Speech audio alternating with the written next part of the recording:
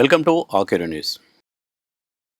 తెలంగాణ ఉద్యమం అంటే మానుకోట గుర్తుకు రాక తప్పదు. వైఎస్ జగన్ ఓదార్పు యాత్ర పేరుతో మహబూబాద్కు బయలుదేరడం, కాంగ్రెస్ నాయకుల ఎదురుచూపులు, కట్టెలు తెంచుకున్న ఉద్యమకారుల ఆగ్రహం మొత్తంగా ఒక రణరంగాన్ని తలపించింది. తెలంగాణ ఉద్యమంలో మానుకోట లాంటి ఘటన చాలా అత్యంత కీలకమైన ఉద్యమ దశను చేరుకోవడానికి ఉపయోగపడింది. అత్యంత కీలకంగా మారింది. తెలంగాణ ఉద్యమ ప్రస్థానంలో మానుకోట ఘటన అనేది ఒక పతాక స్థాయికి ఉద్యమాన్ని తీసుకెళ్లిన సంఘటన. అయితే ఈ మానుకోట ఘటనకు సంబంధించి, మానుకోటలో ప్రజల తిరుగుబాటుకు సంబంధించిన ఆ ఉద్యమం వెనుక చాలామంది కీలక నేతలు క్రియాశీలకంగా పనిచేశారు.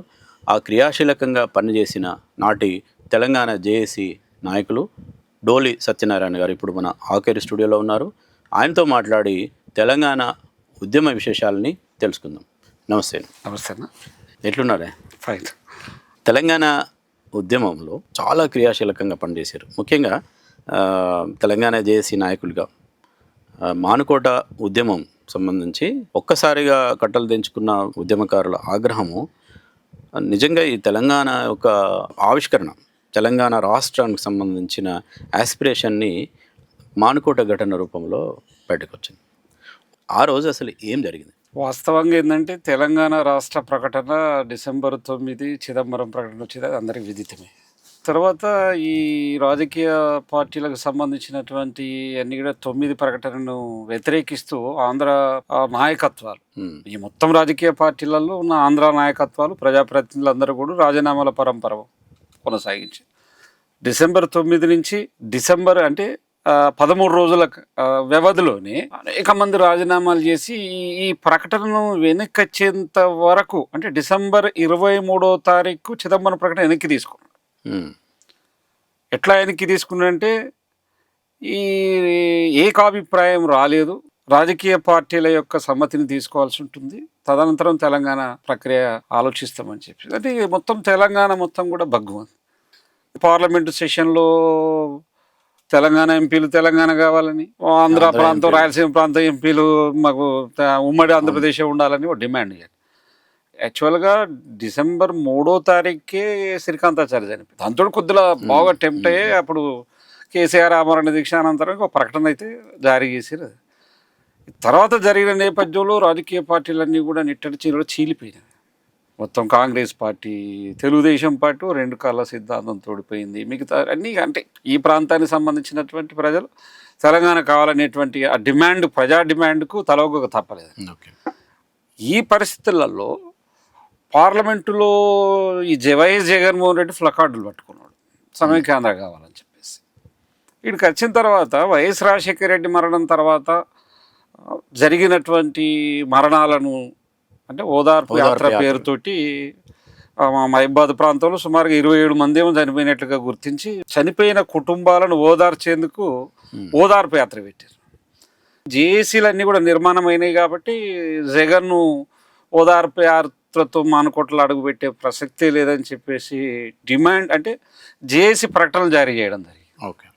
ఆ ప్రకటనల నేపథ్యంలో కొంత టీఆర్ఎస్ మీమాంసలోకి లోని ఒత్తడు పోతాడు ఏముందిలే అన్నట్టుగా కేసీఆర్ అన్నట్టు సందర్భాలు ఉండేవి. కానీ ఇక్కడ మహబూబాద్ జేఏసీ కావచ్చు, వరంగల్ జేఏసీ కావచ్చు, ఆ రోజు సంపూర్ణంగా ముందుగా ఎట్లా అడుగు పెడతాడు ప్లకార్డు పట్టుకుని సమైక్యవాదిగా ఉన్న జగన్ అని చెప్పేసి, జగన్ రానియము అడుగు పెట్టనియము అని చెప్పేసి ప్రకటనలు ఇవ్వడం. తర్వాత జేఏసీ ఒక రహస్య కార్యాచరణను కూడా ముందుకు తీయడం జరిగింది. మీరు అప్పుడు జేఏసీలో ఏమన్నారు? నేను జేఏసీ డివిజన్ కన్వీనర్గా ఉన్నాను.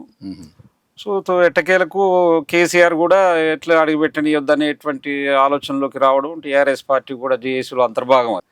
సో ఆ క్రమంలో చాలా ఈ ప్రాంతానికి సంబంధించినటువంటి వాళ్ళు, వైఎస్ జగన్కు అనుబంధంగా ఉన్న కొండ మురళి వీళ్ళు, ఈ కుటుంబం కొండ సురేఖ కావచ్చు, వైఎస్ రాజశేఖర రెడ్డికి అనుగుణంగా ఉన్న మా ప్రాంతంలో ఉండబడినటువంటి రెడ్డి నాయకు వీళ్ళు కావచ్చు, వీళ్ళంతా కూడా కాంగ్రెస్ పార్టీలో ఉన్నటువంటి వాళ్ళు.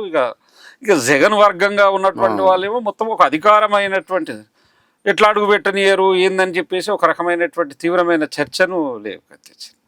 2010 మే 28 ఘటన, రైల్వే స్టేషన్లో రాళ్ల ఘటన, ప్రజా ప్రతిఘటన. మే 25 వరంగల్ జిల్లా బంద్ పిలిపించినాం.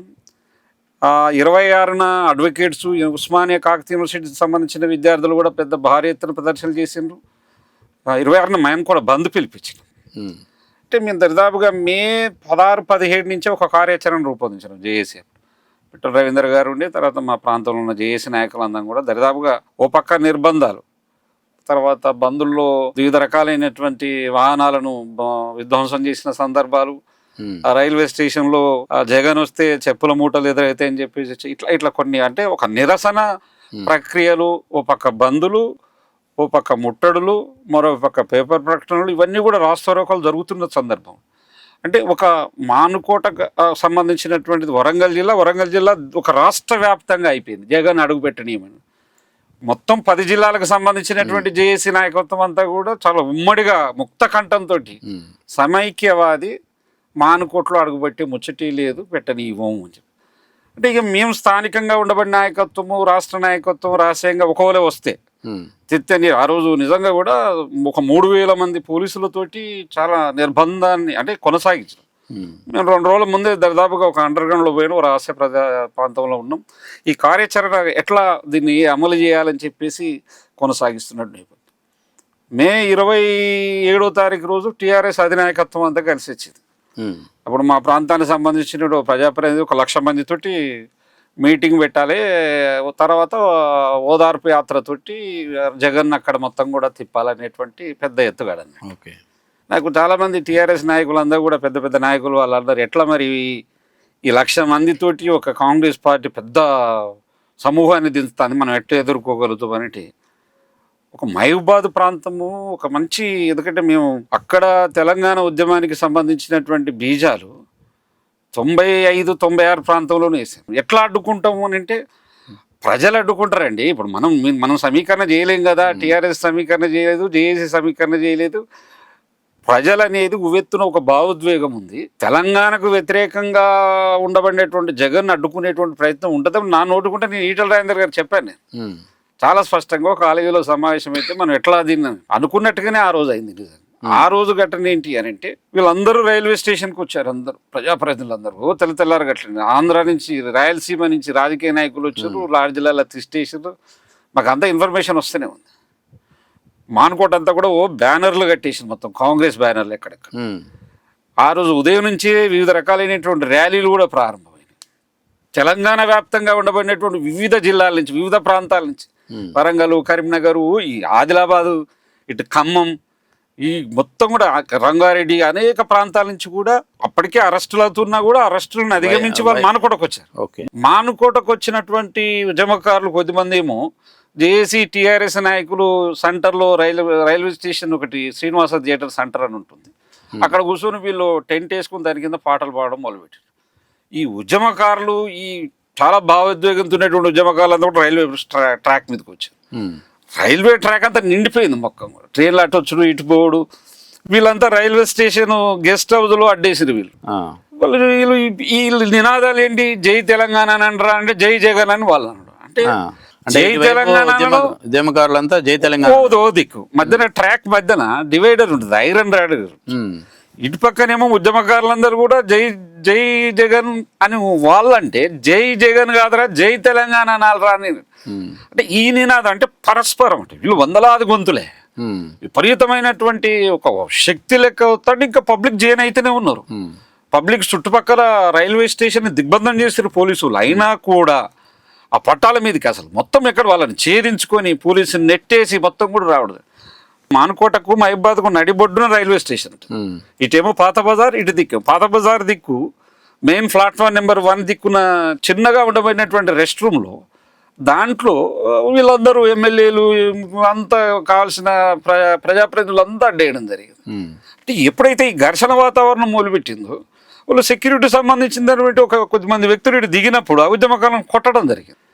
లాఠీ చేసిన సందర్భంలో ఇక వాళ్ళు తిరగబడడం మొదలుపెట్టారు. మొదలేమో క్షమాపణ చెప్పాలి, ఉద్యమకారుల మీద లాఠీచార్జ్ దౌర్జన్యం చేసినటువంటి వాళ్ళు, దాడి చేసినటువంటి వాళ్ళు క్షమాపణ చెప్పాలని కొన్ని డిమాండ్లు, స్లోగన్స్ వచ్చాయి. ఈ క్రమంలో వాళ్ళు అట్లనే జులుం ప్రదర్శించిన నేపథ్యంలో వీళ్ళు రాళ్లతో కొట్టడం మొదలుపెట్టారు. ఒక్కలు వందలు వేలు విపరీతమైనటువంటి వేలాది మంది రైల్వే ట్రాక్ మీద కూడా ఇక కొన్ని చాలా టీవీలలో అంటే మనము ఉద్యమము నిరసన పోరాటం అంటాం కదా, అదంతా సినిమాలలో జనం కదలికలు అది కనపడుతుంటది కదా, కానీ అట్లా మనం టీవీలలో చూస్తే కూడా జనం ఒక్కసారిగా అట్లా దండెత్తి వచ్చారు అంటారు కదా, అట్లా వచ్చిండ్రు. అదంతా ఎట్లా సాధ్యం? ఒక ప్రాంతంలో ఒక దేశంలో ఎందుకు తిరుగుబాటు వస్తుంది, ఒక ప్రాంతంలో ప్రజలు ఎందుకు భావోద్వేగంతో మరలబడతారు తిరగబడతారు అని అంటే మానుకోట గట్టినే ఉదాహరణ. తెలంగాణ ప్రజలలో తెలంగాణ రావాలనే ఒక బలమైన ఆకాంక్ష ఎంత ఉందో, ఎట్లా రావాలి తెలంగాణ అనేటువంటి అనుమానాలను నివృత్తి చేసుకునేటువంటి ప్రయత్నంలోనే ఈ ఘటన. అంటే తెలంగాణను వ్యతిరేకంగా ఉన్న వాళ్ళను మనం ఎట్లా మరలబడితే తెలంగాణ తెచ్చుకోవచ్చు అని చెప్పేసారు. అంటే ఆ ప్రాంతంలో, ఎందుకంటే మేము చాలా గ్రామాలలో దుమ్దాముల్లో అర్ధరాత్రి వరకు కూడా కళాకారులు పాటలు పాడి మేము 4 ముచ్చట్లు చెప్పేది. ఆ నీళ్లు నిధులు నియామకాలు జరుగుతున్న అన్యాయం, రాజకీయాల పోకడలు, తెలుగుదేశం ఒక వైఖరి అనుసరిస్తూ ఉండే, అంటే ఒక సమైక్యవాదులు ఎట్లా తెలంగాణ రాకుండా అడ్డుకునేటువంటి ప్రయత్నం చేసి, ఎందుకంటే మాలాంటి వాళ్ళు ఇక్కడ గల్లీ నుంచి ఢిల్లీ వరకు కూడా ప్రత్యక్ష సాక్షులు. తెలంగాణ బిల్లును ప్రవేశపెట్టేంత వరకు మేము ఢిల్లీలో ఉన్నాం వాస్తవంగా. అంటే ఆ రోజు ఎందుకు ప్రజలలో అంత భావోద్వేగం వచ్చింది అని అంటే, వీళ్ళు తెలంగాణ శత్రువులు, వీళ్ళు తెలంగాణకు వ్యతిరేకవాదులు, జగన్ తొత్తులు, జగన్కి అనుకూలంగా ఈ మొత్తం వర్గం అంతా కూడా అని చెప్పేసి. ఉదాహరణకు చెప్తాను, నేను ర్యాలీ తీసుకొని వస్తూ ఉంటే కాసేపట్ల ఎప్పుడైతే ఈ లాఠీచార్జ్ అవుతుందో ఆ చుట్టుపట్ల ఉన్నటువంటి కాంగ్రెస్ జెండాలన్నీ పీకి తగలబెట్టేసారు. అక్కడ ఒక స్థానిక పెద్ద పత్రికకు సంబంధించినటువంటి వ్యాన్ ఉన్నది, దాన్ని కాలబెట్టేసింది మొత్తం కూడా. ఎవరైతే నాయకులు ఉన్నారో విపరీతంగా కొట్టుడు మొదలు పెట్టారు. ఈ కాంగ్రెస్ నాయకుడు కనపడితే, కాంగ్రెస్ వాహనం కనపడితే కొట్టుడు తగలబెట్టుడు. ఆయన ఓ మిత్రుడిని విపరీతంగా కొట్టుడు మొదలు పెడితే అసలు ఇక చంపేసే పరిస్థితి. మేమే కాపాడినాం. అంటే అక్కడనే ఉన్నాం, లాఠీ చార్జ్ అయినాయి మొత్తం కూడా. ఏంటంటే కాల్పుల ఘటన అయిన తర్వాత సుమారు 13 మంది గిరిజన బిడ్డలు ఉన్నారు, బీసీలు ఉన్నారు. చాలా వాళ్ళు ఎమ్మటి ఉన్నటువంటి ప్రైవేట్ సైన్యము, పోలీస్ అధికారులు తుపాకులతో చాలా పాశవికంగా కాల్పులు జరిపారు. తుపాకీ తూట పడతా అంటే కూడా ఒక 2 మోసుకపోతా ఉన్నారు, 4. ఇంకొక 100 మంది రాళ్ళు వేసుకొని అవుతాడు. అంటే మొత్తం ఆ గెస్ట్ హౌస్ ఏదైతే రైల్వే రెస్ట్ హౌస్ ఏదైతే ఉన్నదో దాని చుట్టూ కూడా అసలు, అంటే వాళ్ళ తర్వాత వాళ్ళ ప్రజాప్రతినిధులు మేము స్థానికంగా అక్కడ ఉన్నోళ్ళం కాబట్టి వాళ్ళు మాతో చెప్పిన సందర్భం ఏంటంటే, అసలు ఇక మా ప్రాణాలు పోయినాయి, ఇక మేము అసలు అరచేతిలో, అంటే వాళ్ళ కింద రైల్వేకి సంబంధించినటువంటి బెంచీలను అడ్డుపెట్టు. ఆ రాళ్ళు ఎట్లంటే యుద్ధ రంగంలో కనుక తూటాలు కనుక మెషిన్ గన్ నుంచి వస్తున్నటువంటి తూటాలు ఎక్కువ వస్తా అంటే తట్టుకోలేకపోయారు అసలు. చాలా వాళ్ళ పోలీసులు వాళ్ళ దెబ్బలు తాకినాయి. చాలామంది కార్యకర్తలను బయట అసలు వీడు కాంగ్రెస్ కండవ కనబడితే విపరీతంగా తన్నిదు. అట్లా చాలా మంది రాళ్ళు ఎట్లా జమ చేసిండు? రైల్వే ట్రాక్ కదా, ట్రాక్ మీద కావాల్సిన కుప్పల రాళ్ళే. కానీ ఆ ఆలోచన రావడం చూసింది. అందుకే ఆ ఆలోచన అనేది నిజంగా మానుకోట ఘటన అది 2 చారిత్రక ఘట్టాలను తనలో ఇముడ్చుకుంది ఆ రైల్వే స్టేషన్. ఒకప్పుడు ఆ పీపుల్స్ వారు, మేము చిన్నవాళ్ళం, 10th ఇంటర్మీడియట్లో ఉన్నాము. పీపుల్స్ వారు సభ పెడితే తర్వాత వరవరావు గారు అన్న సందర్భాలు ఉన్నాయి. మానుకోట అంటే ఆ రాయికి, ఆ మానుకోట ప్రాంతం చైతన్యానికి ఒక ప్రతీక. అక్కడ ప్రజలలో ఉండబడినటువంటి ఒక సాయుధ పోరాటపు అస్తిత్వ చైతన్యము మళ్ళా తిరిగి జరిగిన 2010 ఘటన. అంటే మేము తర్వాత ఆ రోజు ఈ జరిగిన హాస్పిటల్కి తీసుకెళ్ళిండ్రు. పౌలరాజు చనిపోయిండు, కండ్లకి కన్నుతూట పడ్డది. తర్వాత ముదాకర్కు కూడా ఇక్కడి నుంచి పడి ఇట్టించి వెళ్ళిపోయింది. మిగతా వాళ్ళకు తొడలకు తూటాలు పడ్డాయి, కొంటికి పడ్డాయి. అన్నీ కూడా అందరినీ ఎంజిఎం షిఫ్ట్ చేయడం జరిగింది. మేము అక్కడ సెంటర్గా బుర్రరాములు గారు, మేము పాపిరెడ్డి గారు, మీ అందరం కూడా మళ్ళీ హాస్పిటల్ నుంచి అందరినీ జమేసుకొని మా సెంటర్ రాగానే మా మీద విపరీతమైన లాటేసేసి విపరీతంగా కొట్టారు. అప్పటికే అక్కడ మా డిఎస్పి రాంప్రసాద్ గారు ఉండే, ఇక నా పెడరక్కలు ఇరిచేసి 15 మంది చచ్చిపోయే పరిస్థితులు ఉన్నారు. మీరు ఎందుకంత మీరు ఎరోషియస్గా పార్టిసిపేట్ చేస్తున్నారు, మీరు మనుషుల ఏంది ఇది, ఏమనుకుంటున్నారు మీరు అని చెప్పి మళ్ళీ జమైన ఆ దిగ్బంధనాలను మొత్తం కూడా పట్టుకున్న పోలీసు వాళ్ళని నెట్టెత్తిగాడు. 1000 మందే, మళ్ళీ ఒక 5000 మందిని జమైన. ఈలోపు వీళ్ళు ఏం చేశారంటే, ఈ రైల్వే స్టేషన్ గెస్ట్ రూమ్ నుంచి వీళ్ళు ఇట్లే పోలీస్ స్టేషన్ పోయి పోలీస్ స్టేషన్లో కేసులు పెట్టారు. జేఏసీ మీద, మా మీద, కోదండరామ్ సార్ మీద, అందరి మీద. సమాచారం ఏంది, పౌలరాజు అనే ఉద్యమకారు చనిపోయింది అనగానే బుర్రనాములు గారు మేము నివాళులు అర్పించాం. సార్ చనిపోలేదు, చాలా పాప చిన్నపిల్లలు వాళ్ళ ఉద్యమకాలలో. అక్కడ మేము అంటే ఒక ప్రతిన ఒక ఛాలెంజ్, ఇది తెలంగాణ ఉద్యమానికి ఒక మలుపు తిప్పే ప్రక్రియ. తెలంగాణ వ్యతిరేకులు ఈ శక్తులు ఏమున్నా కూడా కట్టుదిట్టం చేసేటువంటి ఖబర్దారని చెప్పినటువంటి ఘటన. అక్కడి నుంచి తర్వాత మేము కేసు పెట్టడం ఉద్యమకారుల మీద కోదండరాం నుంచి ఇటు అందరి మీద దరిదాపుగా 6 కేసులు పెట్టారు. నేను రిటర్న్గా కేసు పెట్టాను వాళ్ళ మీద. భూమా కరుణాకర్ రెడ్డి నుంచి కొండమురళి, కొండ సురేఖ, ఇంకా ఎమ్మెల్సీలు వాళ్ళంతా ఉన్నారు, చాలా మంది ఉన్నారు. వాళ్ళందరి మీద కేసులు పెట్టిన ఆయన రాజేందర్ రెడ్డి వీళ్ళందరూ అప్పటికి అంత కాంగ్రెస్ జట్టు కదా అదంతా కూడా. తర్వాత తెలంగాణ వచ్చిన తర్వాత రాజకీయాలు వీళ్ళు వాళ్ళేంది ఎవరు దేంట్లో ఉన్నారో అర్థం కాలేని పరిస్థితి. కానీ అంటే తెలంగాణ ఉద్యమానికి మానుకోట ఘటన అనేది ఒక సీమాంధ్ర పెట్టుబడిదారి వర్గాలు తెలంగాణ అంటే 2010లో అడ్డుకుంటే మానుకోట ఎట్లుంటుందో ఇది ఒక చరిత్ర రుజువు చేసిన సత్యం ఇది వాస్తవంగా.